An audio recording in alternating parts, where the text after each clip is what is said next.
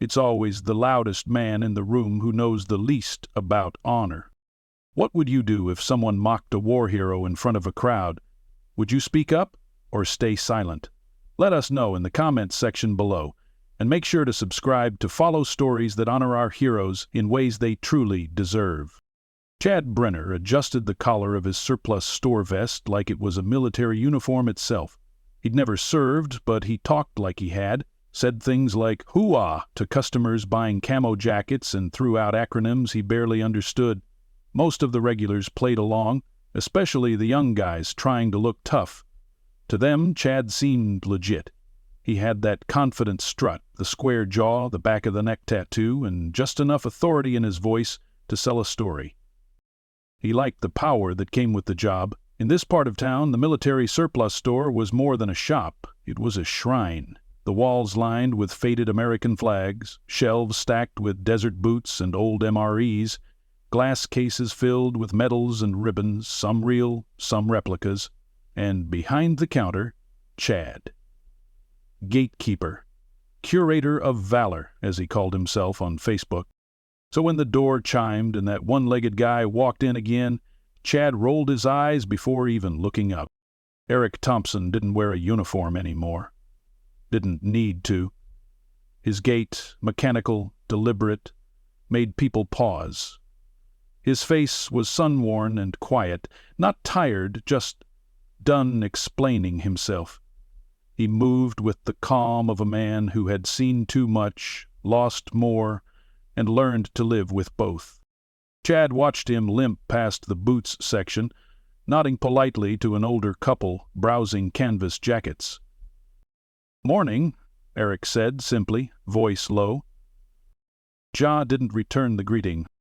Instead, he leaned over to the teenage boy standing at the counter with a vintage helmet in hand and muttered just loud enough, "Some folks will pin a medal on anything these days." The kid chuckled, unsure if it was a joke. Eric didn't turn around. He had heard it. But he kept walking toward the back of the store, where the packs were. Chad's eyes followed him, then narrowed. Something about Eric rubbed him the wrong way. Maybe it was the way he didn't look broken enough. He didn't limp like a victim. He walked like someone who had chosen to keep going, without apology. And that annoyed the hell out of Chad. 5 minutes later, Eric approached the register with a worn canvas Alice pack. He laid it gently on the counter. "This one still hold together?" he asked. "Depends," Chad replied, not touching it. "You actually planning to use it? Or just hang it next to your fake Purple Heart at home?" The words landed with weight, not loud, not shouted, but pointed, precise. And suddenly the store felt smaller. Eric looked him dead in the eye. There was no heat in his stare, just stillness, like a pond before a storm. "You have a problem with my service?" Eric asked. Chad scoffed. "I've got a problem with posers, with guys limping around like heroes and flashing medals like candy." The older couple stopped pretending to browse. A younger man by the door turned from the knife case. Even the teen with the helmet stayed rooted. Eric's jaw didn't tighten. He didn't puff his chest or demand respect. He just reached into the front pocket of his flannel shirt and pulled out a small velvet box. He opened it carefully. Inside, the Purple Heart rested against the black satin lining like a solemn truth. "Doesn't matter if you believe it," Eric said. "I didn't bleed for you." Chad laughed like a man who didn't know he was seconds away from being silenced. "Sure," he said, his tone venomous. "Anyone can buy one of those online. Bet you paid $20 for it and got a free bumper sticker." Eric's hand gently closed the box. He didn't respond. He just set the Alice pack down, turned slowly, and walked toward the door. The sound of his prosthetic leg echoed across the wooden floor with each step. Not loud, but steady, purposeful. He didn't say goodbye. He didn't have to. The door chimed behind him as he stepped back into the daylight. Chad scoffed again, louder this time, addressing the store like a stage. Fake soldiers walking around like we owe 'em something. Pathetic. From the back of the store, someone moved. A man in civilian clothes, ball cap low over his eyes, thick forearms covered in sun-faded tattoos. He had watched the whole thing, arms crossed. As Eric disappeared down the street, the man stepped forward, quiet but direct. His voice was gravel and steel. "You might want to learn the name of the man you just insulted." Chad turned, squinting. "Who the hell are you?" The man didn't answer. He just took out his phone and made a call. Then he said 3 words that changed everything. "He's at the store." Chad stared at the man like he was a wrong answer on a test he thought he'd aced. The guy was unremarkable at first glance, khaki cargo pants, faded polo, quiet demeanor. But something about the way he stood, shoulders squared, 1 foot slightly back, eyes tracking every inch of the store like a drone on Overwatch, said he was anything but average. There was a weight to him, a silence that felt practiced, like a man who had spent years knowing exactly when not to speak. The phone call ended quickly, no dramatic exchange, no threats. Just a quiet confirmation and a slow nod as he slid the phone back into his pocket. "You just made a mistake you can't walk back," he said, voice low. Chad bristled. "You threatening me?" "No," the man replied. "I'm informing you." The tension spread like gasoline vapor in the room. No spark yet, but everyone could smell it. The teenage customer set the helmet back on the shelf and slipped out the door, pretending to check his phone. The older couple moved to the side, giving the 2 men a wide berth. Even the buzz of the fluorescent lights seemed quiet. "I don't care who your buddy is," Chad said, his grin forced now. "You really think I'm scared of some guy with a limp and a fake medal? Go ahead, call your VFW poker night pals. I'm not backing down." "You think this is about you?" the man asked. "You think you're the story?"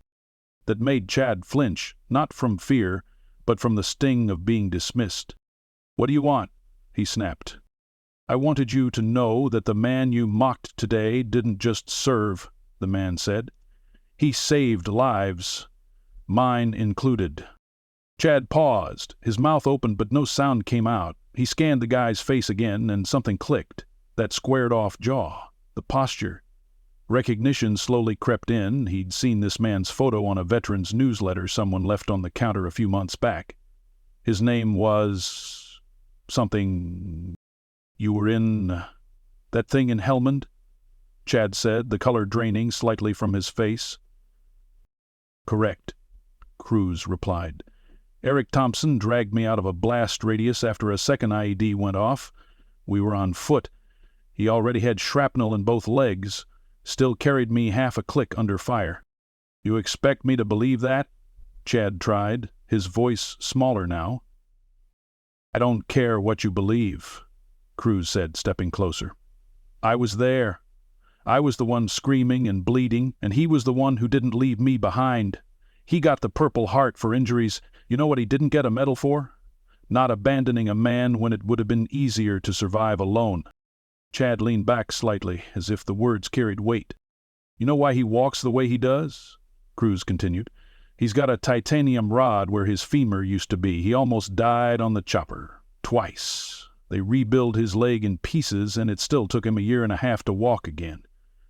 "You call that faking?" No one in the store spoke. Chad's jaw tensed, but his eyes flicked toward the door. That's when they heard it. Distant at first, a low hum, growing louder. Not a siren, not police. Something else. Something heavy. The sound of approaching engines, multiple. Tires crunching the gravel lot outside. Radios clicking. Footsteps. Cruz looked at his watch. 15 minutes, he said quietly. He's never late. Chad moved toward the front window, pretending not to be nervous. His face pulled tight as he peered through the glass. 3 black SUVs, American flags mounted on the grills, tinted windows, a low hum of restrained power, and from the center vehicle, the rear door opened, and out stepped a figure that erased all doubt. The man wore a charcoal suit, pressed so clean it looked like it could slice paper. His chest bore a row of ribbons few men alive had earned. On his shoulders, 5 stars, not 4, 5. The kind of rank not handed out lightly, earned only by those who changed history. General Malcolm Reese. Cruz turned back toward Chad. He came here for Eric, not for you. You'll want to stay out of his way. The door opened with a sharp chime, as if even the electronics had snapped to attention. General Reese entered with 2 aides behind him. His steps were measured, his gaze swept the room like a battlefield, assessing every soul, weighing every silence. "Where is he?" Reese asked, eyes locking on Cruz. "He'd left about 10 minutes ago," Cruz said. "Didn't want to cause a scene." The general nodded once, then turned his head slightly toward the counter. Toward Chad. "You the one running this place?" he asked. Chad's tongue stuck to the roof of his mouth. He swallowed. "Yes, sir." "You mock wounded soldiers for sport?" "I didn't know who he was. I didn't mean anything by it. Reese raised a hand. Not to strike, but to silence. "You spoke. Now, listen." Every breath in the store froze. "That man you disrespected today, Eric Thompson? He didn't just serve. He led men through fire. He held a perimeter under siege for 9 hours with no backup and no air support. He lost part of his body doing it. And he never once asked for pity. All he ever wanted was to live quietly and with dignity." Chad's lips parted, but the general stepped forward. "I flew across the country to see him today because men like him are the reason I wear these stars." Reese placed a sealed folder on the counter. "In 15 minutes, the world's going to know his story. Press is already outside. A medal is one thing, recognition is another. But respect?" He leaned in, his voice sharp as a knife. "Respect is not optional." Then he turned to Crew. "Let's go find our sergeant." And with that they left, leaving the silence behind like a reckoning. Eric Thompson sat on a metal bench across from the Riverwalk, staring at nothing in particular. His backpack, old, faded, patched from years of use, rested between his boots. He had no destination, no urgency. That surplus store had been his last stop of the day. He came looking for a replacement field pack, something sturdy, something real. Instead, he walked out carrying the weight of someone else's ignorance. But he wasn't angry. Not really. Disappointed, sure. Tired, yes. The kind of tired that burrowed deep into your bones and never quite left. He'd learned long ago that dignity and recognition didn't always show up in the same room, and for him one mattered more than the other. Eric ran a hand over his left thigh, where the carbon fiber socket of his prosthetic met skin. A dull ache radiated there today, not from the limb, but from memory. The kind that woke him at 3 a.m. with sand in his throat and echoes of mortar fire still ringing in his ears. He adjusted his weight, back straight despite the discomfort. Old habits. He could still hear his drill sergeant shouting in his head, "Posture is discipline, and discipline is survival." Even now, seated and out of uniform, Eric carried that posture like a shield. Behind him, a small crowd was gathering, not for him, not yet, but around him. Curious onlookers, passers-by, and a few phone-wielding teens had followed the black SUVs as they rolled slowly to a stop near the town's Veterans Plaza. It was the kind of place people walked past every day without reading the names on the stone wall. Not today. General Reese stepped out of the center vehicle, flanked by 2 aides and followed by Staff Sergeant Danny Cruz. The general scanned the walkway until he found the man he was looking for. Alone, quiet, back to the noise, like he always was. Eric didn't turn when the footsteps approached, but he knew. You don't forget the sound of polished dress shoes on concrete, or the way people behind those footsteps instinctively go silent. He waited. "Sergeant Thompson," Reese said. His voice carried the weight of 5 stars but held the softness of a man addressing a brother. Eric turned his head slowly. His eyes registered no surprise, only mild confusion. "Sir," he said, standing with ease, no limp, no hesitation. He always stood when addressed, even when he didn't have to. "At ease, son," Reese said, stepping forward and offering his hand. Eric took it. Firm shake, no bravado. Just two men who had been through things most couldn't imagine. I wasn't expecting... I know, Reese cut in. But I was made aware of what happened. Cruz stepped up beside the general. Eric blinked at him in disbelief. "Danny?" he said, a smile breaking through the solemnity. "In the flesh," Cruz said.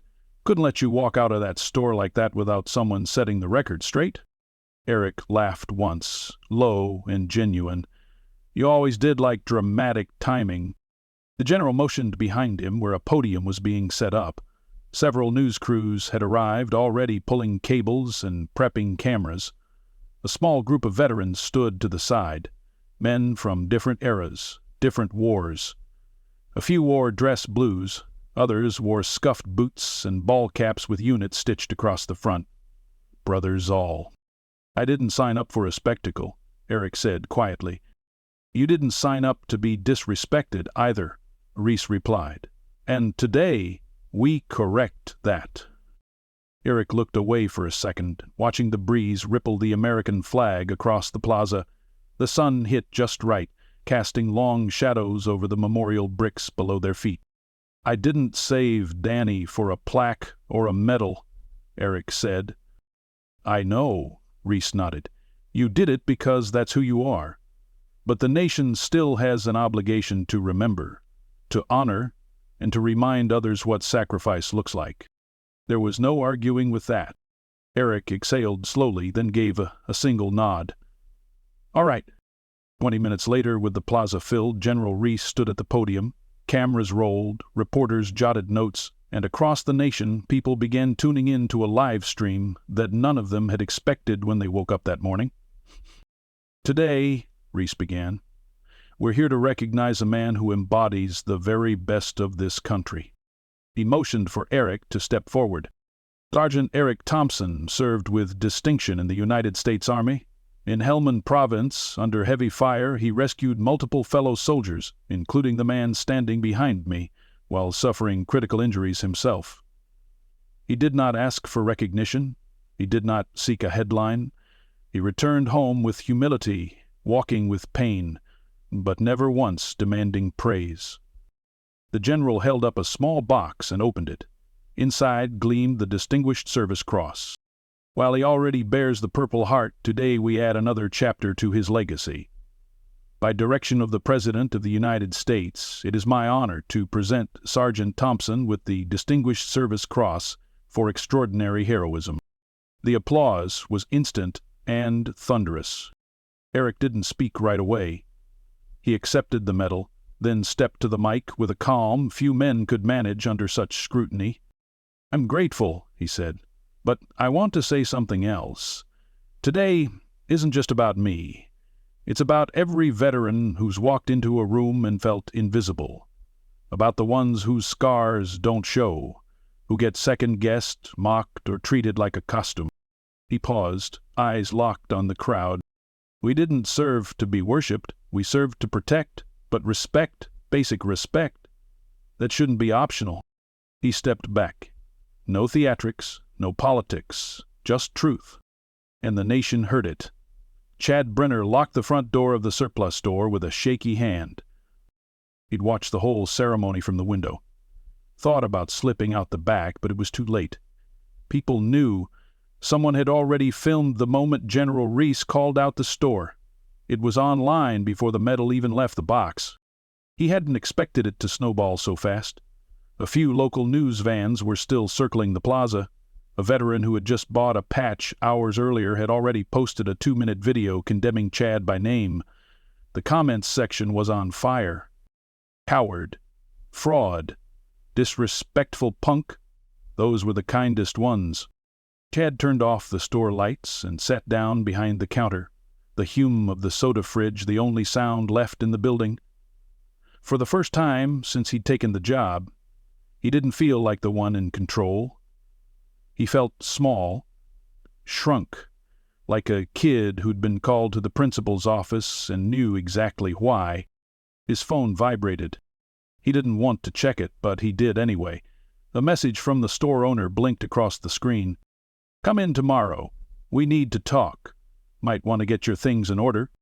Chad placed the phone face down on the counter.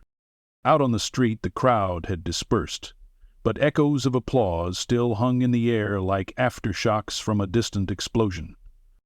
15 minutes after the ceremony, Eric stood near the plaza fountain with Danny Cruz beside him, both holding to-go coffee cups from a cart that had shown up like magic, the kind of small-town grace that only appears when something big ripples through it. A little girl approached them, maybe 8 years old, holding her father's hand. She wore a pink backpack and a shy smile. Her dad knelt beside her and whispered something encouraging. She stepped forward and looked up at Eric. "Thank you for being brave," she said. Eric crouched so they were eye level. His knee clicked faintly, but he made no show of it. "Thank you for saying that," he replied, smiling. "That took courage, too." The girl's face lit up like she'd been given a medal of her own, and she skipped away, her dad giving Eric a nod full of emotion he didn't have the words for. Danny took a sip of his coffee. "He'll remember that forever." Eric looked down at his hand, where the medal still gleamed. "So will I." The general had left shortly after the ceremony, but not before inviting Eric to a private recognition dinner in D.C. No press, just peers. Eric had hesitated. He didn't do well with tuxedos or closed rooms with crystal glasses. But Rees had smiled and said, "Then come in, boots and jeans. What matters is you're there." A reporter nearby still tried to approach, hoping to get a few more words, but Cruz intercepted politely. "He's off the clock," Danny said. Eric turned to him. "You ever think you'd end up playing bodyguard for me?" Danny grinned. "You dragged me out of a kill zone once. Least I can do is keep people with cameras from mobbing you." They started walking toward the end of the plaza where the new memorial wall had just been polished, the section for Post 9/11 veterans. Eric's name wasn't there, but Cruz pointed to a plaque being installed on the far side. "Looks like they're adding a section for living recipients of Valor Awards. They asked me for your service details last week." Eric stopped. "You planned this?" "Not the general, not the crowd, just the truth part. Thought it was time." Eric nodded slowly. "Thank you." They walked in silence for a few minutes, passing groups of people still gathered, talking not just about the ceremony, but about him, about what he represented, about the fact that someone could live so quietly, so humbly, and still carry the weight of heroism with grace. Cruz checked his phone and gave a satisfied grunt. "Video's already got 500,000 views. Comments are lighting up." Eric raised an eyebrow. "That good or bad?" "Good," Cruz said. "One guy wrote, 'I showed this to my son to teach him what strength looks like.' Another said, 'I hope that store clerk watches this and learns what real service is.' And there's hundreds more." Eric didn't respond right away. He just looked up at the sky, then down at his own shadow. Still strong, still upright. "I never wanted the attention," he said. "Still don't. Look, created, I know, but I'm glad it's not about me anymore. It's about every guy who came home different, every woman who was overlooked, every vet who walked into a store and got doubted because their scars didn't show." "Today changed something," Cruz said. "Yeah," Eric replied softly. "Today?" People remembered. As they neared the edge of the plaza, a group of local high school students was laying small American flags in a ring around the memorial. The teacher was talking to them about Eric's story, how courage isn't about rank or noise, but about showing up, again and again, even when it hurts. Eric paused, watching them. He didn't interrupt, didn't wave. He just smiled. And for the first time in years, the ache in his chest loosened. Just a little. Not because of the medal, not because of the applause, but because in the space of 15 minutes something had shifted. The silence that followed him had turned into something louder, respect. As the sun dipped behind the rooftops, casting golden light across the bricks and flagpoles, Eric Thompson took one final look back. Not at the cameras, not at the store, but at the faces, The faces of people who finally saw him, and more importantly, believed him.